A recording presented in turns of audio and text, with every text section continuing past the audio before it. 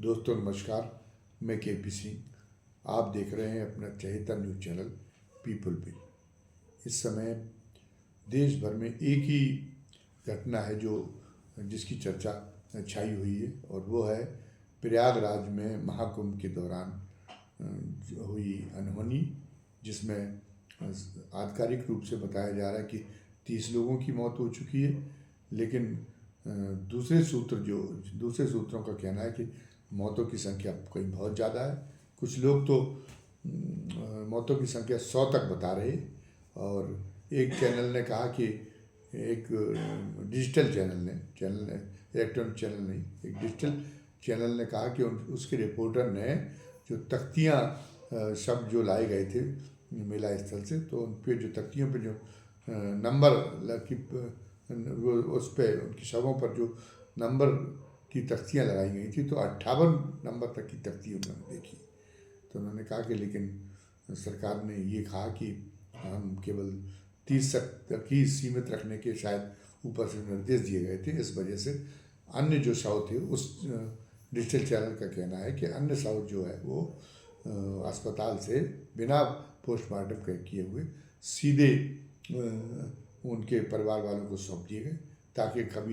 ताकि आगे चल के अगर ये भेद खुले भी कि उनकी मौत हुई, तो फिर ये कहने का बहाना रहे कि जो उनके परिजन थे मृतक के, वो जो है अपने उसको प्रियजन को लेके चले गए थे गंभीर रूप से घायल अवस्था में, और रास्ते में उसकी कहीं कोई मौत हो गई होगी, तो इसलिए वो उसमें शुमार नहीं हो पाए। 25 लाख रुपए प्रत्येक मृतक के लिए मुआवजा देने की भी घोषणा कर दी है सरकार ने। और मुख्यमंत्री खुद उसके लिए जब इसकी जानकारी देने के लिए मीडिया के सामने आए, तो उन्होंने खुद भी उनका गला रुंध गया, और उन्होंने वो बहुत भावुक हो गए, इसलिए कि ताकि उनके प्रति लोगों की सहानुभूति हो जाए। जो वरना आलम तो ये है कि उनकी संत बरादरी तक उनका जो है उनको कोसने से बाज नहीं आ रही। जो मकर संक्रांति के स्नान में जो प्रयागराज में त्रासदी हुई, कुंभ में जो त्रासदी हुई, उसे लेकर जो है संत बरादरी तक उनको कोसने में नज़र नहीं आ रही। संत बरादरी भी कह रही कि अधिकारियों ने जो है उन्होंने जिन अधिकारियों पर भरोसा किया, उन अधिकारियों ने उनकी लुटिया डुबो दी। और ख़ासतौर से नाम लिया जा रहा है मेला अधिकारी विजयकरण आनंद का। लोग ये भी स्मरण करा रहे हैं कि 6 साल पहले जब इलाहाबाद में अर्धकुंभ हुआ था, उस समय भी विजयकरण आनंद मेला अधिकारी थे, और उसके बाद में जो कैग की रिपोर्ट आई थी, उसमें बहुत बड़ा घोटाला बताया गया था मेला की व्यवस्थाओं में जो खर्च हुआ था उसमें। और ये जानते हुए भी वो उन पर कृपा जो है उन्होंने अपनी वापस नहीं ली योगी जी ने। और योगी जी की उनकी जो है उनके शासन संचालन में कई बहुत अच्छी बातें भी हैं। वो उनकी एक उनकी सत्यनिष्ठा बेदाग है। दूसरी बात यह है कि वो तमाम सारी वर्गों को, जितने भी जनता के विभिन्न वर्ग हैं, सबके उत्थान के लिए वो एक योजना बना रहे हैं, और बड़ी कटिबद्ध ढंग से उसको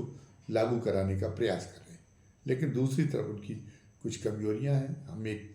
उनका जो अल्पसंख्यकों के प्रति बहुत जहरीला रवैया है,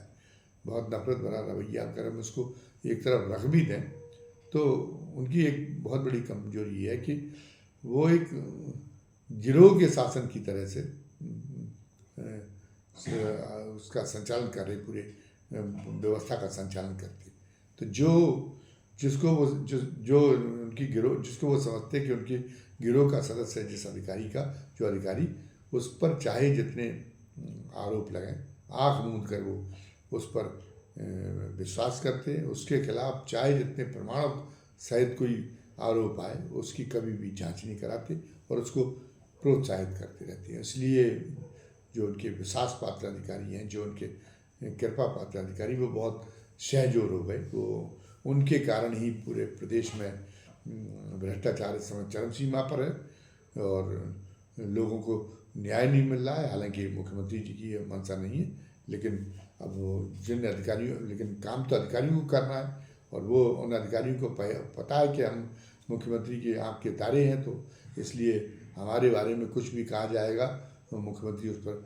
भरोसा नहीं करेंगे। तो इसलिए वो जो है वो बिल्कुल उच्छृंखल हो गए, और उनकी मनमानी से पूरा प्रदेश त्रस्त हो रहा है, भ्रष्टाचार चरम सीमा पर पहुंच गया है। लेकिन फिर भी लोग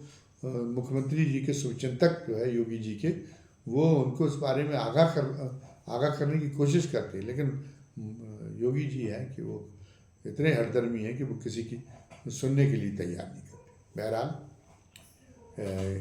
योगी जी इस प्रयागराज के महाकुंभ को विश्व का सबसे बड़ा शानदार मेला और सबसे व्यवस्थित मेला बताने के लिए उन्होंने पहले से बनाने के लिए उन्होंने जितनी मेहनत की, जितना पैसा झोंका, वो उसके बाद में उनको जो हुआ वहाँ पे, उससे उनकी पूरी मेहनत पे पानी फिर गया है। 2 घटनाएं हो गई, वो घटना विहीन, वो तो उन जिन अधिकारियों के भरोसे वो थे, तो वो तो मान के बैठे थे जब इतना पैसा खर्च हो रहा है और इतनी व्यक्तिगत रूप से मैं भी कदम कदम पर समीक्षा कर रहा हूँ, तो घटना विहीन होगा महाकुंभ का इतना बड़ा आयोजन, तो उनकी ख्याति में 4 चांद लग जाएंगे कि देखिए विश्व का सबसे बड़ा मेला आयोजित कराया और उसमें कोई घटना नहीं होने दी। इतना जो है इतनी कुशलता है उनके अंदर, लेकिन 2 घटनाओं ने उनके साथ सब कुछ उनकी उस पर उनकी साख पे ग्रहण लगाने का काम किया। एक तो पहले जो घटना हो गई थी जिसमें जो गीता प्रेस गोरखपुर है उसके टेंट में खाना बनाने के लिए रखे सिलेंडर फटने से आग लगी, और वो आग थोड़ी देखते देखते ही कुंभ के एक बड़े एरिया में फैल गई, जिसमें करीब 33 टेंट जल गई थी। हालांकि ये बात तो सही है कि उस आग पर बहुत जल्दी नियंत्रण प्राप्त कर लिया गया था, उसमें प्रशासन बड़ा चुस्त दुरुस्त दिखा था और कोई जनहानि नहीं हुई थी। तो अब इसको जो है, इसलिए योगी जी को उस घटना के मामले में योगी जी बच गए थे, कहीं कोई उसके घेरे में आने से, आलोचनाओं के घेरे में आने से बच गए थे, उनकी इज्जत बची रह गई थी। लेकिन इसके बाद मकर संक्रांति के दिन जो एकदम भगदड़ मची उस समय पर, अब उसको लेके वो जो टेंटों में आग लगने वाली घटना थी, तो अब मतलब वो भी उसको भी एक कड़ी के रूप में ये बताया जा रहा है,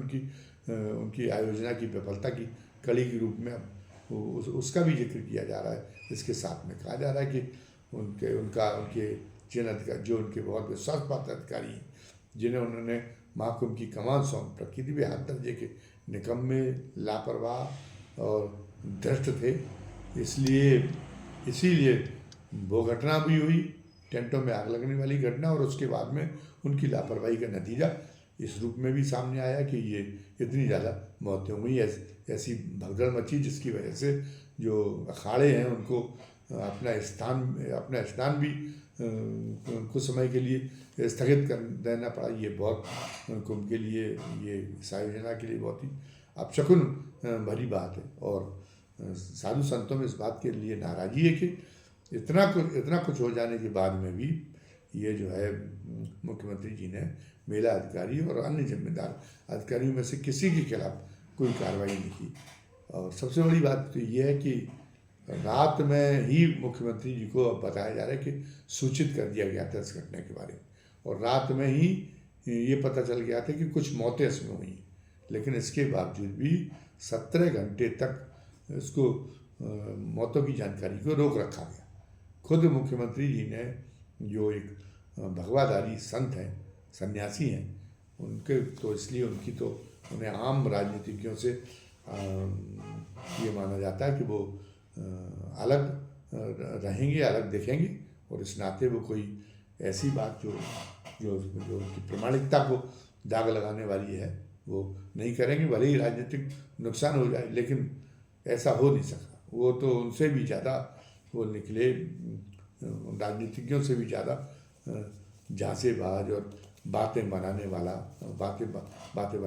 निकले, जो कि खाँटी राजनीतिक हैं और जो घाघ राजनीतिक हैं उनसे भी, और जिन्होंने सारी शर्म हया बेच रखी है, बेच देते हैं वो, और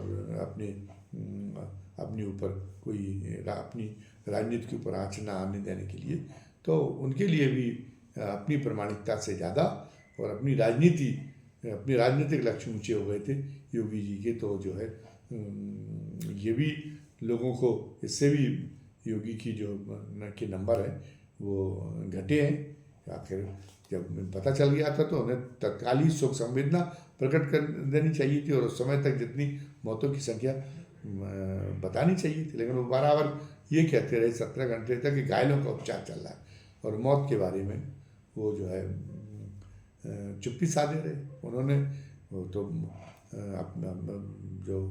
भारतीय इसका पुराकथाओं, जो प्राचीन या भारतीय संस्कृति और भारतीय धर्म का जो वाङ्मय है उसका तो बहुत ज़बरदस्त अध्ययन है मोदी जी को, सॉरी योगी जी को। फिर भी योगी जी को ये ध्यान नहीं आया कि सत्यवादी रहे युधिष्ठिर ने कृष्ण के कहने से युद्ध के मैदान में, कुरुक्षेत्र के मैदान में केवल एक झूठ बोल दिया था कि अश्वत्थामा मारा गया, लेकिन नर है कि वो के हाथी है ये मुझे मालूम नहीं है। और इस झूठ के कारण उनको जो है उनको हिमालय में गलकर उनको मृत्यु का वर्ण करना पड़ा था। जो उनका महाप्रयाण रहा वो बहुत ही महाप्रयाण बड़ा ही त्रासदपूर्ण हो गया था। वो उसका अपराध का उनको दंड झेलना पड़ा था। वो उनका महाप्रयाण एक दंड स्वरूप महाप्रयाण था। तो योगी जी को समझना चाहिए कि जब युधिष्ठिर नहीं बचे तो वो जो कर रहे हैं, वो जो कूटनीतिक जो छल उनका जो झलका उस समय मौतों की घोषणा न करने से जो एक उनका वो एक सामने आया कि छलबल का जो एक उनका लहजा सामने आया, वो लहजा ने कहीं ना कहीं उनके पुण्यों का भी क्षरण किया है। और हो सकता है कि अगर वो महाभारत की कथाओं को सही मानते हैं तो उन्हें भी अपने जीवन में युधिष्ठिर जैसी कोई दंश भोगने के लिए तैयार रहना चाहिए। बहरहाल अब जो आखिर कुंभ के लिए, इस प्रयागराज के इस कुंभ के लिए, और योगी जी ने इतना ज़्यादा अपना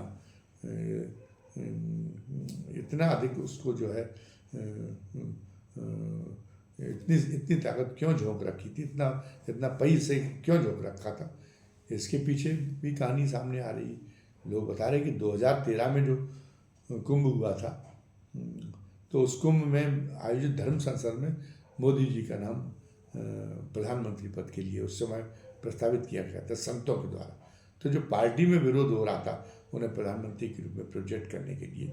तो उस पार्टी पर उसकी वजह से बहुत दबाव पड़ा था, पार्टी दबाव में आ गई थी। तो इसलिए मोदी जी को अपना रास्ता प्रशस्त करने में उससे एक बड़ी मदद मिली थी। तो अब योगी जी भी कुंभ के अवसर का जो है कुंभ को एक अवसर बनाने की, उसी तरह का एक अवसर बनाने की ठाने हुए थे। इसलिए उन्होंने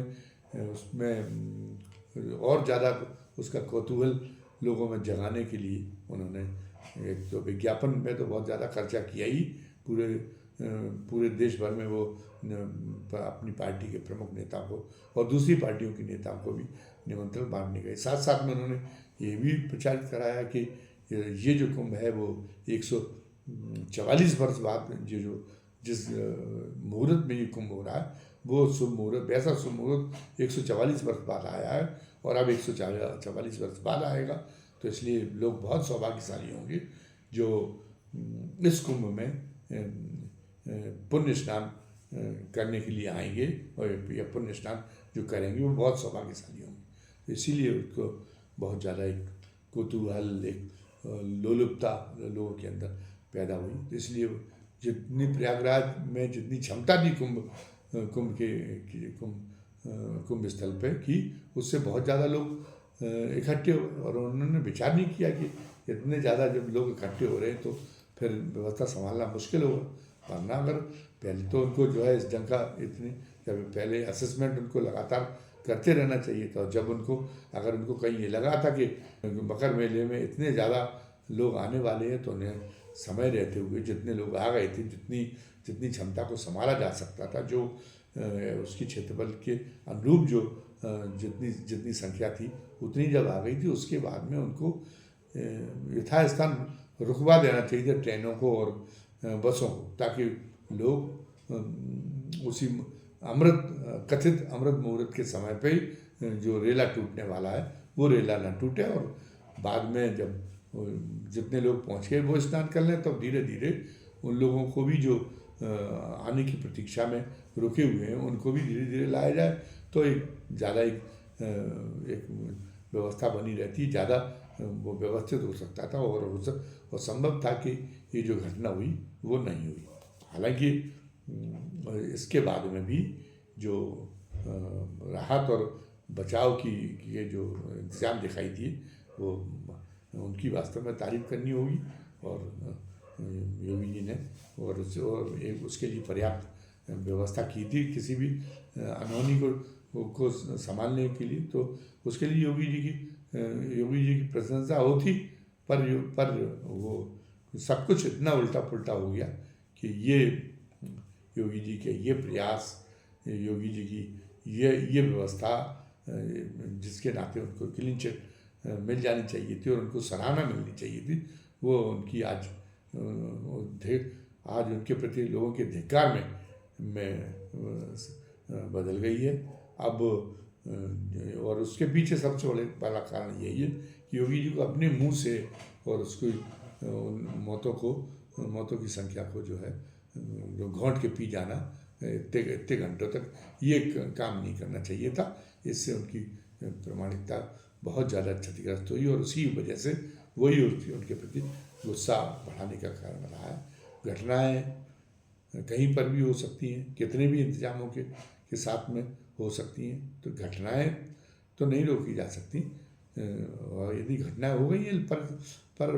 योगी जी जैसे नेता में जो संत हैं उनमें ये एक साहस होना चाहिए कि वो जो वस्तुस्थिति है वो चाहे उसकी